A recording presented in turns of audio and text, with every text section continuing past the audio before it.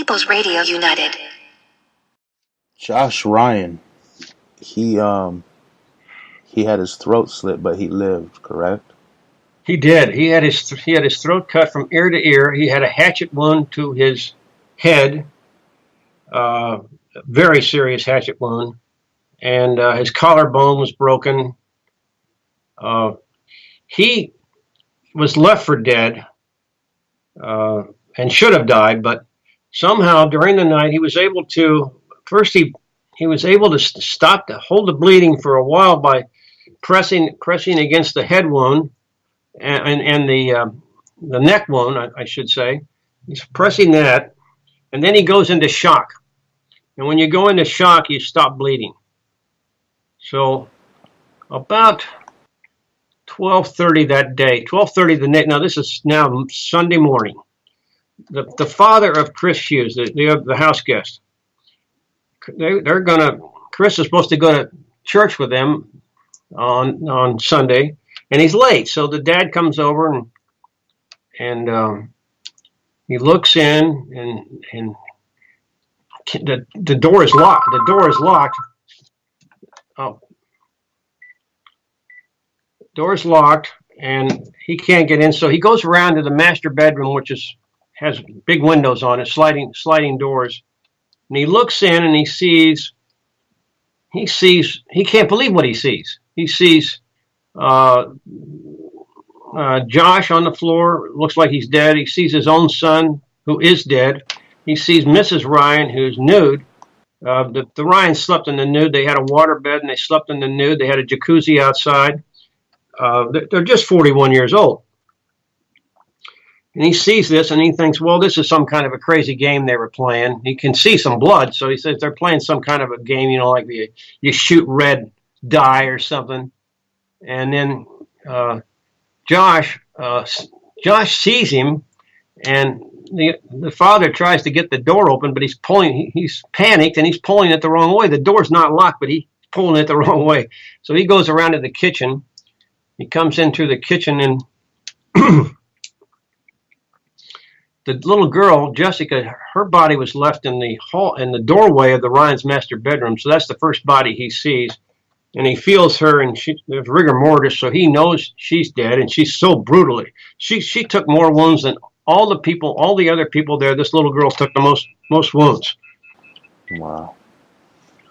And she must have put up a hell of a fight to get that hair out of the person's head. So he now knows this is no game that he's walking in on, and he goes over to his own son, checks him, and he sees he's dead. And then Ryans are dead. Then he goes to Josh, and Josh is able to open his eyes, but he can't talk. His gash in his throat is so bad that he can't talk. So Mr. Hughes, he runs not next door. He gets in his car and drives to the nearest neighbor and tells the guy what's happened. He says, I got to go home and tell my wife, would you call the ambulance and then go up there and look after Josh? So this guy's name's Bob Howie. He agrees to do that. And Hughes goes home to talk to his wife. Terrible. So they call the 911 from Bob Howie's house. The phones in the Ryan's house didn't work.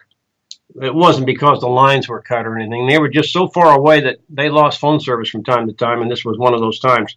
But anyway, Howie calls the 911, and they send out, the fire department sends out 3 guys, and the paramedics come, and 3 paramedics come in a car. And they open up a telephone line to Loma Linda Hospital, University Hospital, which is like 20 miles away. It's the biggest hospital. It's a very modern hospital in Loma Linda. And they tell him that when the paramedics describe Josh's situation to him, they tell him what to do, and they tell him to put on some shock pants. And this will make the blood, all of his blood's gone down. It's gone down into his legs, and the shock pants will make the blood go back up toward the heart. So this probably saved his life right there. And they told him to start an intravenous fluids and that kind of thing. And then pretty soon a helicopter shows up and they airlift Josh. To Loma Linda University Hospital. Now he gets in there. He's searched. Two different surgeons go to work on him immediately. One for the gash to his throat, and the other for this massive head wound in the back of his head. It's kind of hard to picture two surgeons at once, but they're working away.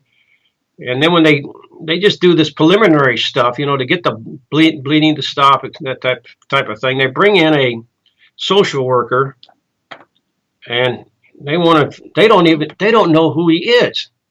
So the first thing they ask him is how old he is, and he can't talk, but he holds up 8 fingers. And then they ask him his phone number. He gives that.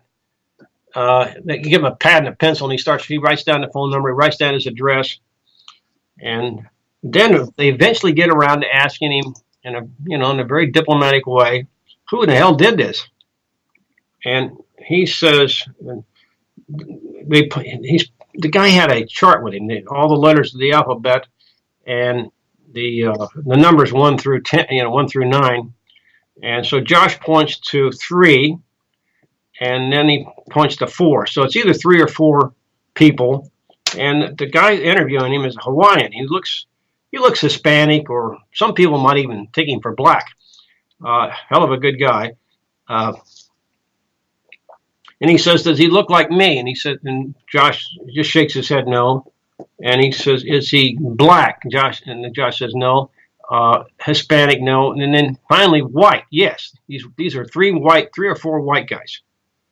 So there's all kinds of people around hearing this. Nurses, the surgeons. This isn't any big state secret.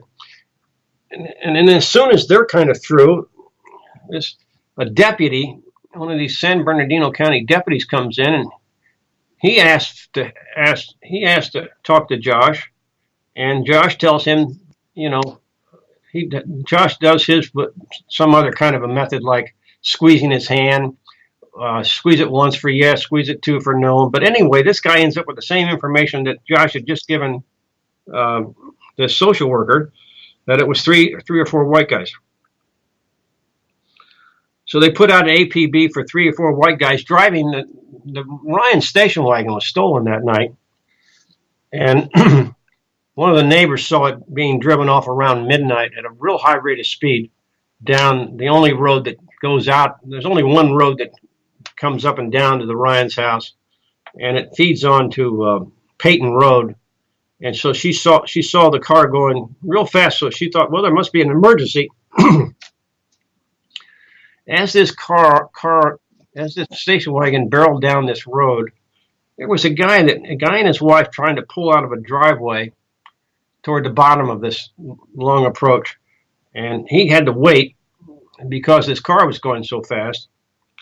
And he saw 3 white guys, 1 white guy driving, 2 white guys in the car, flying by. And his wife wasn't sure, but she said she thought it was either 3 or 4. So and they called the cops the next day and told them what they said. So now we had the kid saying it, and we had this couple who knew nothing about anything until the next day when they heard about these murders. Then they called the cops and said, "Here's what we saw that night."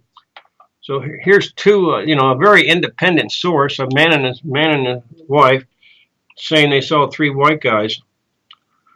And the first APBs were for 3 white guys. A few days go by, like 3 days go by. This murder happened on the 5th, midnight the 5th. On the 9th, or on the 8th, I guess, maybe the 9th, they finally discovered that somebody had been in this vacant house below the Ryans. And so they sent in this fingerprint crew, and Kevin wasn't trying to conceal that he was there in terms of wearing gloves or anything like that. His fingerprints are all over this house. you know, on everything he touched. He didn't try to wipe them off. He just, so they immediately identified him as this David Trotman, and they also knew David Trotman was also Kevin Cooper. They found that out pretty quick, and this was almost too good to be true for them, in the sense of, my God, here you've got this escaped convict from a mental institution in Pittsburgh, Pennsylvania. This would explain this horrific slaughter that had been perpetrated on the Ryans and Chris Hughes. It was just like a godsend to the cops. They just latched on to Kevin right then and there. And then from then on, anything that, you know, like three white guys and all this didn't fit. They just start throwing all that away and focusing on Kevin and catching Kevin.